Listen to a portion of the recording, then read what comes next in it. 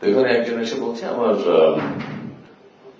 আমার এখানে পাসপোর্টে কোন একটা ডকুমেন্টে ম্যারিড লেখা আছে, আমাকে একটু সিঙ্গেল করে দেন। তাহলে আপনি কি ম্যারিড? হ্যাঁ আমি ম্যারিড।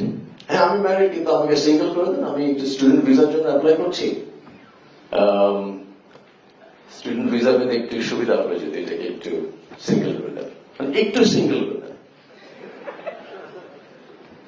এখন যখন ওখান থেকে রিফিউজ করলো না, এটাতে করার সম্ভব নয়। ধরুন আপনি কি সেবা দিচ্ছেন এখানে?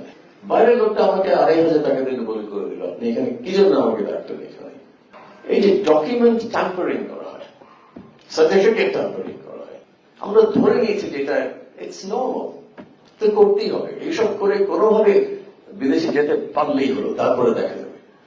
এখন যে আমাদের ভিসার সমস্যা হচ্ছে অনেকগুলো দেশে একই সাথে, এইটার একটা মূল কারণ হলো যে আমরা এটাকে দিস ইজ ক্রিমিনাল অ্যাক্টিভিটি, যেটাকে আমরা ক্রিমিনাল হিসেবে ধরি না।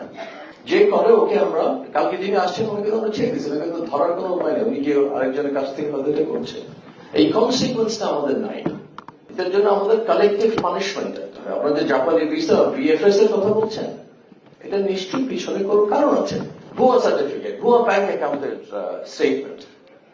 So we need to look at it হোলিস্টিকলি।